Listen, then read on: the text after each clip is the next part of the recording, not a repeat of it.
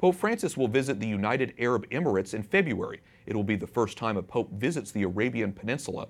The Vatican says the goal is to promote dialogue. I think we've seen this in the last few years. It's been ecumenical, so relations with other Christians. But yeah, this year starts off very importantly in that aspect, in Christian-Muslim relations.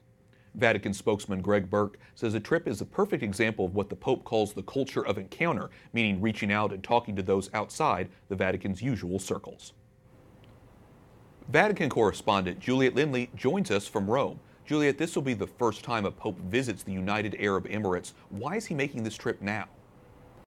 Wyatt, the Holy Father was invited by the Crown Prince of the country, together with the Catholic Church. And the Vatican is saying that the Holy Father wants to show that all people of goodwill can work for peace. The trip will center on an interfaith meeting, and Pope Francis will also have the chance to meet the local Catholic community. The Vatican says this upcoming trip shows the importance that Pope Francis places on interreligious dialogue. Okay, Juliet, so the UAE is a Gulf state and a Muslim country. How many Catholics live there? Well, according to Vatican statistics, Wyatt, there are about 1 million Catholics, and they make up about 10% of the population. As of 2016, there were 53 priests and 43 religious sisters, and there are 8 parishes in the tiny Gulf nation. Most of the Catholics are foreign workers, and the majority are Filipino nationals. Bishop Paul Hinder is the church leader based in the UAE who takes care of Catholics in the region, including Oman and Yemen. And in a statement today, Hinder thanked the government for allowing a public papal mass to take place on February 5th in the capital, Abu Dhabi, and he says that he appreciates his kind gesture.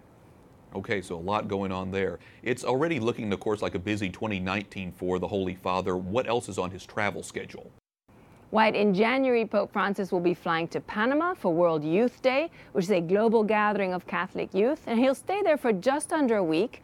And a week after that, he'll be back on a plane heading for Abu Dhabi.